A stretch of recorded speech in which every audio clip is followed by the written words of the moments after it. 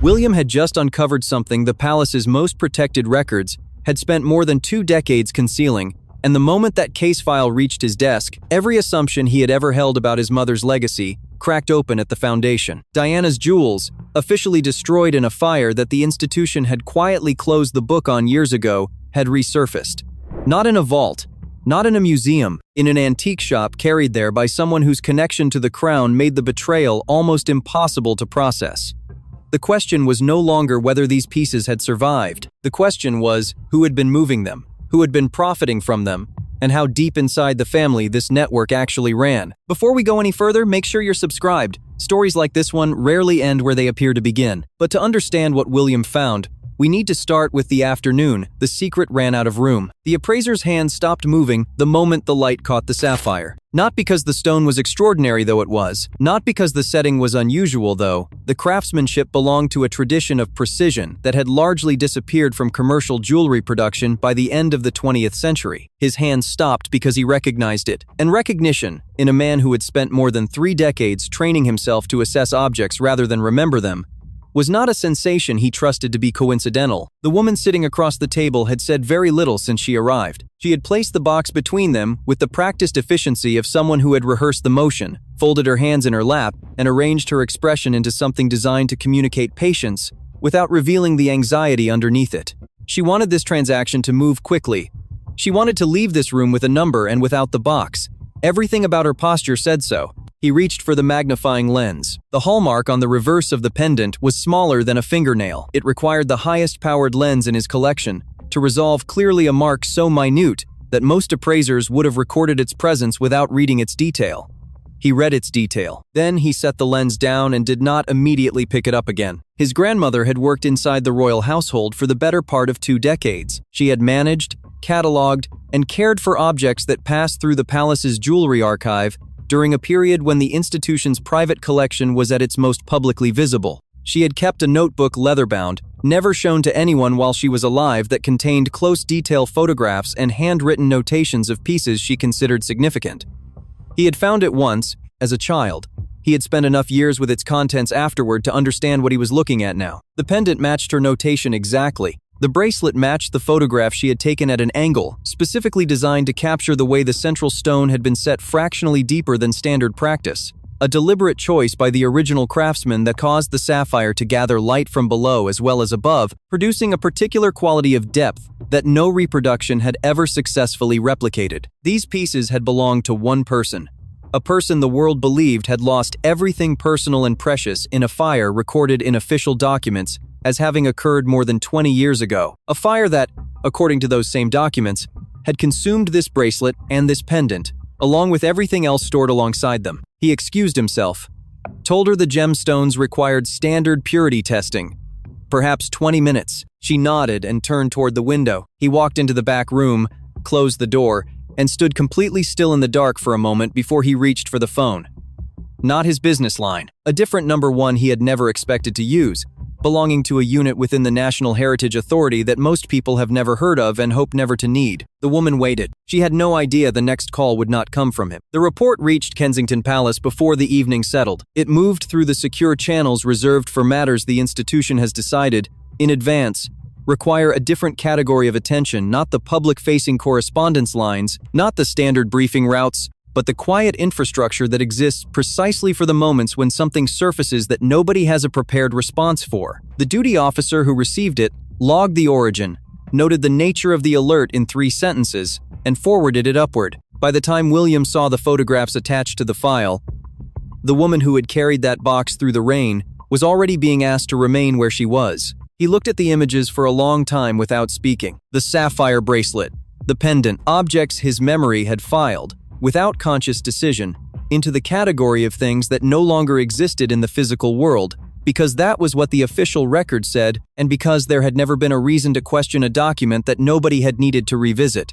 Grief does not typically generate forensic inquiry. It generates acceptance, and then the slow work of learning to carry what cannot be recovered. He had done that work. He had believed he was carrying the right weight. The woman in the shop was not a stranger to the world he inhabited. She occupied the specific social geography of someone who had grown up adjacent to the institution without belonging to it close enough to understand its rhythms and requirements.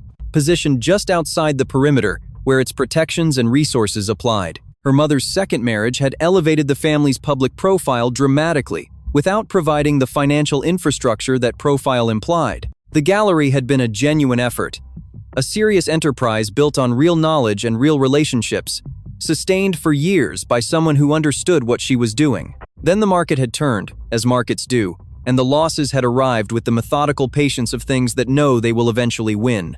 What she had done next was, in its own compressed logic, almost comprehensible. Almost. Because the pieces she had carried into that shop were not antiques from a fallen aristocratic estate.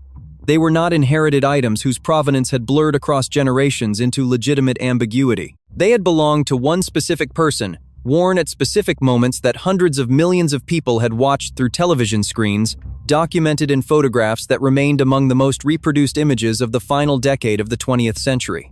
The idea that more than 20 years of passage would render them unrecognizable required a particular quality of self-persuasion, the kind that becomes possible only when desperation has been building long enough to reshape what feels like reasonable risk. In Clarence's house, a phone rang. The details of what was said in that conversation have never been documented. What is known is that the call lasted a short time, and that the woman who received it spent the remainder of that evening in her private study with the door closed, speaking to no one on staff and canceling the 2 commitments that had been scheduled for the following morning. Outside the antique shop, rain continued to move down the old city's Georgian walls. Inside, the woman who had started all of this was still waiting for an appraiser who already knew he would not be returning with an offer. The legal review began that night and did not stop until morning. 7 people gathered in a room at Kensington Palace that was not designed for emergency sessions, but became one anyway. The kind of meeting that has no agenda distributed in advance because the people convening it are still trying to understand what the agenda should be. Senior attorneys. A forensic document specialist brought in through channels that left no public record of her involvement. 2 members of the palace's institutional archive team who had spent their careers handling exactly the category of records now under examination. They sat around a table covered in documents and said very little to one another that was not strictly necessary. The fire report was placed at the center. It was, on its surface, a competent piece of institutional paperwork. The formatting was correct. The language belonged to the appropriate bureaucratic register. It named a date, a location, a responding emergency unit, and a list of items confirmed destroyed the list running to several pages, and including, near its midpoint, 2 pieces of personal jewelry described in terms precise enough to constitute authentication. It carried signatures in the correct positions. It had been filed, processed, accepted, and inserted into the official archive without apparent difficulty. For more than 2 decades, it had simply existed there, doing the work it had been constructed to do, which was not to record an event but to explain an absence. The forensic specialist examined the signatures first. The registry manager's sign-off, she explained without raising her voice, showed mechanical fracture patterns inconsistent with a pen moving under a human hand. The pressure distribution across the letters was uniform in a way that organic motion does not produce. She had seen this specific type of anomaly before, in documents where a signature had been photographically reproduced rather than originally made. She placed her written assessment on the table and did not elaborate further because elaboration was unnecessary. The emergency services serial number did not exist, not in the archived rosters, not in the operational records of the regional fire authority covering the relevant district during the relevant period, not in any adjacent record set that might account for a unit operating under temporary or auxiliary designation. The number appeared in the fire report and nowhere else, which meant it had been constructed for the fire report, chosen to appear credible rather than to correspond to anything real. The National Fire Service's electronic archive returned a result that nobody in the room spoke aloud for a full minute after it appeared on the screen. No incident, no call log, no attending unit, no record of any event at the specified coordinates on the specified date or within a 3-day window on either side of it. The fire had not happened. William stood at the window rather than at the table. He had stopped contributing to the conversation sometime earlier and had not returned to it. The city outside was dark and quiet in the way that cities are quiet at 3 in the morning when nothing public is occurring and everything significant is happening in rooms nobody can see into. The absence on that screen was not an administrative gap. Someone had decided Diana's jewels needed to disappear. Then someone had built the paperwork to explain why no one should look for them. The investigation expanded before sunrise. William signed the authorization himself, not through the standard delegation chain, not routed through the institutional advisors, whose instinct in moments like this ran consistently toward containment rather than exposure. He signed it directly, in the particular handwriting of someone who has made a decision and does not intend to revisit it, and the document was in the hands of the senior audit team before the first light came through the palace windows. The secure archive occupied a level below the building's public floors. Climate-controlled, steel-framed shelving running the length of several large rooms, holding the kind of institutional memory that organizations accumulate across centuries and can never quite bring themselves to discard. The team that entered it that morning was looking for one specific category of record: Diana's complete personal asset documentation from 1997 forward. What they found across the next several hours was not a single gap. It was a pattern: handwritten correspondence bearing the royal seal, gone; diplomatic gifts with fully documented provenance, received at specific public engagements and photographed upon arrival, gone; dress accessories tied to appearances that had generated some of the most widely distributed images of the 1990s, compact cases, manuscript pages, items whose public record of existence was extensive and unambiguous, gone. Each absence had its own paperwork. Each piece of paperwork had its own version of the same fundamental construction documentation, sufficient to close the question of what had happened without providing any evidence that anything had actually happened. The pattern required planning. It required someone who understood the archive's organizational logic well enough to know which records needed to be replaced rather than simply removed, and who had access sustained over a long enough period to work methodically rather than quickly. This was not opportunism. This was a project. One document changed the texture of everything. A dispatch order, surface dated to the early 2000s, bearing a security seal classification that the institution had retired shortly afterward. It authorized the transfer of a specific collection of personal items to a private holding facility, pending review. The review was never documented as having concluded. The items were never documented as having been returned. Standard procedure for a transfer of this kind required a receiving signature, a custody log, and a scheduled review date. None of these existed in the file. What existed was a destination: a private holding facility registered to a company name that none of the audit team members recognized. Because it was not designed to be recognized. It had no trading history accessible through standard corporate databases. Its registered address corresponded to a jurisdiction chosen specifically for the legal opacity it offered to beneficial owners, who preferred that their connection to particular assets remain untraceable through conventional inquiry. The lead investigator wrote the company name on a separate sheet of paper and passed it to the financial forensics specialist without comment. She looked at it for a moment, then she opened her laptop and began the process of tracing an ownership structure designed, from its foundational layer upward, to resist exactly what she was about to do. William received the update in a single paragraph. He read it twice, set it face down on the desk, and did not speak for a long time. The institution had its own way of learning things. Not through the channels that had been activated the night the case file arrived at Kensington Palace. Those belonged to William, and the people operating them reported to him with a directness that the palace's broader administrative structure did not typically encourage. The institution learned through the older routes, through the particular quality of silence that descends on certain corridors when something significant is being managed rather than discussed, through the careful language of briefings that convey the outline of a situation, while withholding the details that would require the people receiving them to make decisions they would prefer not to make, through the way that private secretaries begin returning calls slightly more slowly, and scheduling slightly more carefully, and choosing their words in conversation with a precision that would not be necessary if everything were proceeding normally. By the second morning, the machinery had begun moving. It moved, as it always had, with the specific character of an institution that has survived centuries by understanding that its primary vulnerability is not external pressure, but internal exposure, that the threats most capable of doing lasting damage are the ones that originate inside the perimeter rather than beyond it. The advisors who were brought into the situation at the institutional level were not the same people William had convened for the emergency legal review. They were older, in most cases, more accustomed to the particular calculus that the palace applied to crises, the weighing of truth against stability, of accountability against continuity, and of what the public could be given access to, without the giving itself becoming the story. Their first question was not what had happened. Their first question was how much of what had happened needed to become known. William was aware of this calculation.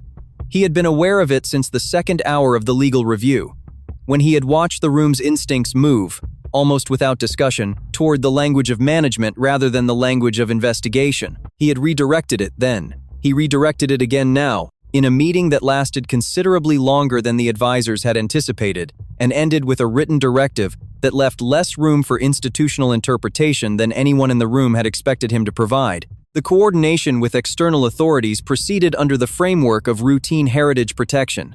Metropolitan Police Liaison. Border agency alerts for specific object categories. Quiet contact with international art crime units through channels that generated minimal documentation of their own. Nothing in the public-facing communications referenced the ownership trace. The dispatch order, or the company name that the financial forensics specialist was still working through in a room that nobody with a press credential had any knowledge of. The containment instinct was not malicious. It was structural, the sediment of generations of institutional learning about what happens when the perimeter fails to hold. Every person in those meetings understood this. Understanding it did not make it easier to watch operating in real time when what it was being applied to was not an abstract reputational risk, but the deliberate erasure of a specific person's legacy by people who had calculated, correctly for more than 2 decades, that the institution's survival instinct would protect them. The machinery moved. What it moved toward depended entirely on what the ownership trace returned. The trace completed on the 3rd day. It came through not as a dramatic singular disclosure, but as the last layer of a corporate structure, peeling back in the methodical way that financial forensics actually operates without ceremony, without the quality of revelation that the significance of the moment seemed to demand. A spreadsheet. A series of registration documents from a jurisdiction whose legal framework had been specifically selected for the distance it placed between beneficial ownership and public accountability. A chain of nominee arrangements, each individually unremarkable, collectively constituting a wall that had held for more than 20 years against the kind of scrutiny now being applied to it. The wall came down in a single working day. The financial forensics specialist placed the summary document on the table without comment. The lead investigator read it. He set it down, picked it up, and read it again, not because the language was ambiguous, but because the name at the end of the ownership chain required a moment that professional training had not prepared him for. He had spent his career tracing assets through structures designed to conceal them. He had arrived at destinations that surprised him before. He had never arrived at a destination that made him sit quietly for 4 minutes before he trusted himself to speak. The beneficial owner was a member of the royal family, not a peripheral figure, not someone whose connection to the institution had faded to the point of abstraction. A person whose departure from royal duties had been one of the most publicly documented events of recent decades, broadcast globally, analyzed exhaustively, described by the person themselves in terms that emphasized the deliberate nature of the choice and the principles behind it. A person who had built an identity on the other side of that departure, explicitly constructed around distance from the institution they had left. A person whose stated values included transparency, financial independence, and the rejection of exactly the kind of opacity that the structure now sitting on the table in front of the investigative team had been designed to provide. The contradiction was not subtle. William received the summary in a sealed document delivered by hand. He read it alone. The person who delivered it waited outside the room and later said only that the interval between delivery and the door opening again was longer than expected, long enough that they had begun to consider whether to knock. When the door opened, William's expression was not what they had anticipated. Not anger, which would have been comprehensible, not shock, which would have been understandable given the content of what he had just read, something quieter than either of those things. The particular stillness of someone who has just had a suspicion confirmed that they had spent considerable effort, hoping would remain unconfirmed. He asked for the foundation charter documents to be brought to him within the hour. He did not ask for a briefing on options. He did not ask for the advisors who had been managing the institutional response to be convened. He asked for the charter, the legal architecture that would determine what could never be done again, regardless of who had done it the first time. Some decisions do not require discussion. This was one of them. The meeting was not scheduled through official channels. No entry appeared in the diary systems that staff members accessed for daily coordination. No briefing note was prepared in advance. No record of the conversation was made during it or afterward, not because the people involved had agreed explicitly that no record should be made, but because both of them understood, without discussion, that this was not the kind of conversation that benefited from documentation. Some things said in rooms between people who share a history that predates every title either of them currently holds belong to that room and nowhere else. What is known comes from the periphery, from the staff member who noted the arrival time and the departure time and said nothing further because nothing further was asked of them. From the quality of silence that the people nearest to both parties observed in the hours that followed, not the silence of resolution, which has a specific texture, an easing of held breath, but the silence of something that has been named aloud for the first time and cannot be unnamed. The conversation lasted 40 minutes. Inside it, two people who had both loved the same woman and had both, in their separate ways, decided that the institution surrounding her memory could not be trusted to hold it carefully enough, sat with the distance between those decisions.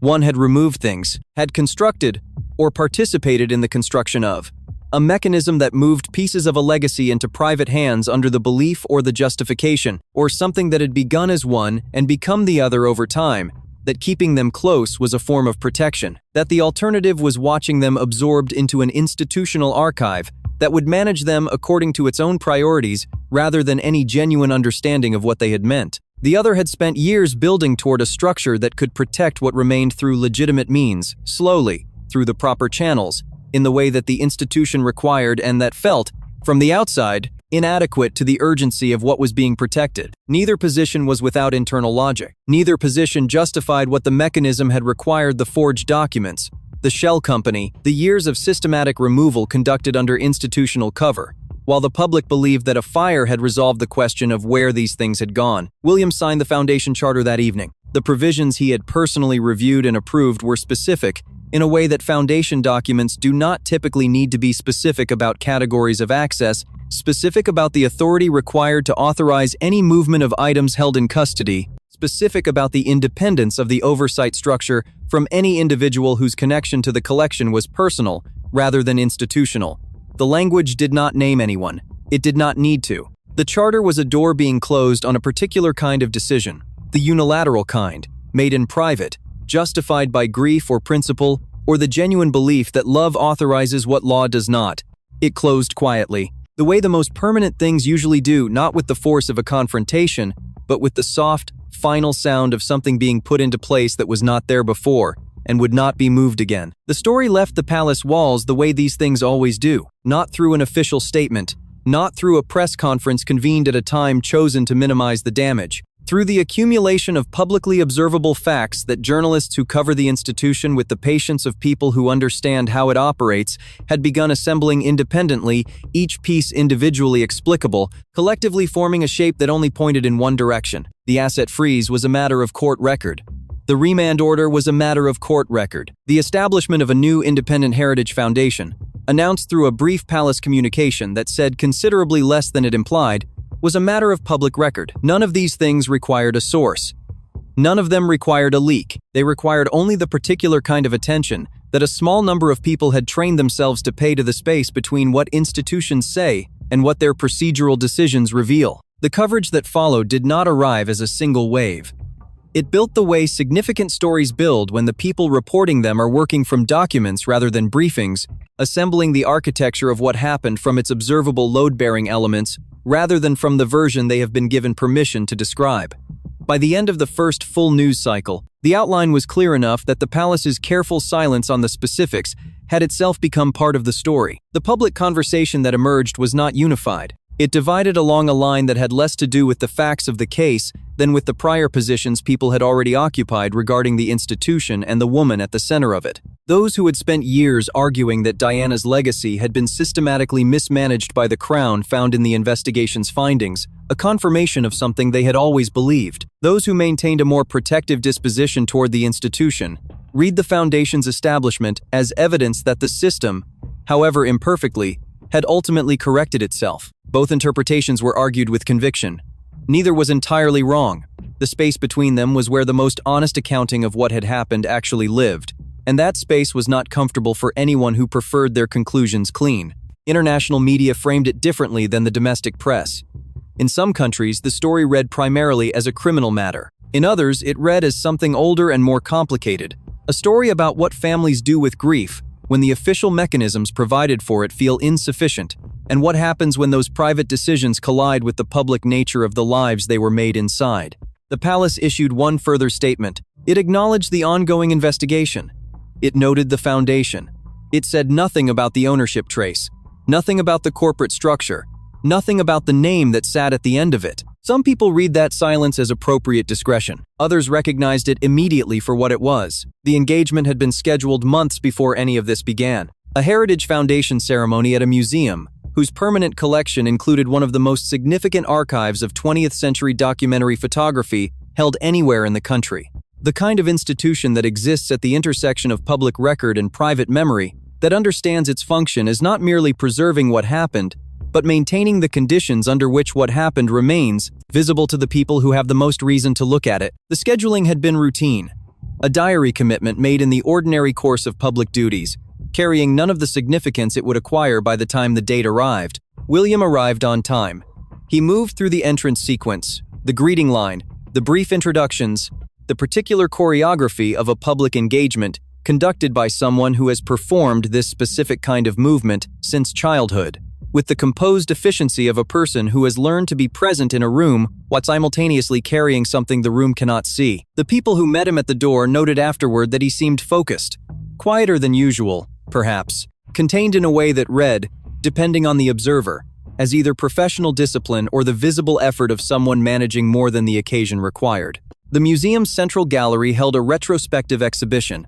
It had opened several weeks earlier to little public attention, a carefully curated sequence of images documenting the public life of the royal family across 5 decades, arranged not chronologically but thematically, each section organized around a concept rather than a date. The concept governing the room William entered was presence, the way that certain individuals, through a combination of circumstance and personal quality, acquire a relationship with the camera that transforms documentation into something closer to portraiture. He moved through the room at the pace the occasion required, stopped at the appropriate points, said the appropriate things to the curator who accompanied him, a woman who had spent years assembling this collection, and spoke about it with the precise enthusiasm of someone who genuinely believes that what they are preserving matters. He listened. He asked a question that demonstrated he had been listening. He continued. Then he stopped. The photograph was not positioned at the exhibition's emotional center. It occupied a section of wall that the curatorial logic of the room treated as transitional, a bridge between 2 thematic sequences rather than a destination in itself. A state event from the early 1990s. A woman in a room full of people, photographed at the moment between one conversation ending and another beginning, caught in the brief interval of stillness that public figures rarely allow themselves and cameras rarely catch. She was wearing the bracelet. William stood in front of that photograph for a moment longer than the room's rhythm required.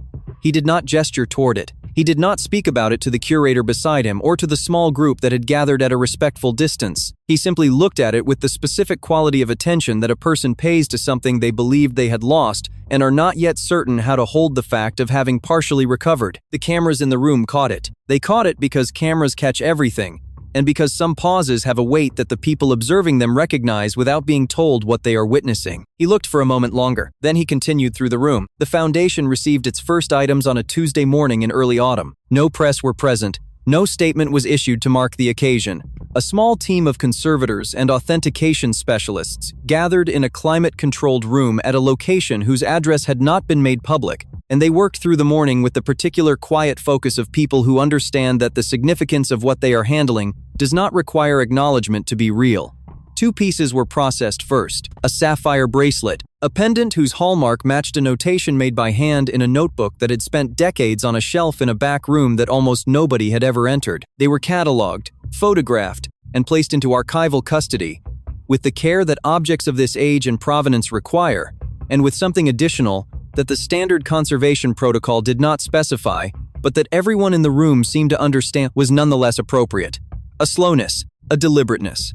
The quality of attention paid to things that have traveled a long distance through the wrong hands to arrive at the right ones. The list of what had not been recovered was longer. The investigation's working documents marked the outstanding items in a notation system that distinguished between objects whose current location remained unconfirmed and objects whose chain of movement had been traced far enough to establish that recovery was unlikely within any foreseeable legal framework.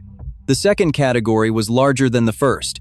Pieces that had passed through the network in its earlier operational years, before the financial trail became traceable. Items that had been remodeled, their original form deliberately altered to prevent identification, and absorbed into private collections operating across jurisdictions that the Foundation's legal team was working through with the methodical patience of people who understand that this kind of work is measured in years rather than months. The woman whose decision to carry a small box into an antique shop had initiated the chain of events remained in custody. Her legal proceedings were advancing through the institutional channels that handle cases of this complexity slowly, carefully, with the thoroughness that the volume of evidence required. Whether those proceedings would extend further toward the figure whose name sat at the end of the corporate ownership trace was a question that had not received a public answer. It was not clear that it would receive one in a form the public could evaluate directly. William did not speak publicly about the ownership trace. The Foundation's charter did not reference it. What the charter contained in language chosen with the kind of specificity that only becomes necessary when the people drafting it have a precise situation in mind were provisions ensuring that no individual, regardless of their connection to the collection or the sincerity of their reasons for claiming one, could exercise unilateral authority over what was held inside it. The provision named nobody. It did not need to. Some things are protected by institutions. Some are protected despite them, and occasionally, at a cost that cannot be fully calculated until long after the decisions that incurred it have been made, someone discovers which of those categories the thing they most needed to protect actually belongs to. The conservators worked through the morning. Outside, autumn was beginning the particular work of changing everything quietly, without announcement, 1 degree of light at a time.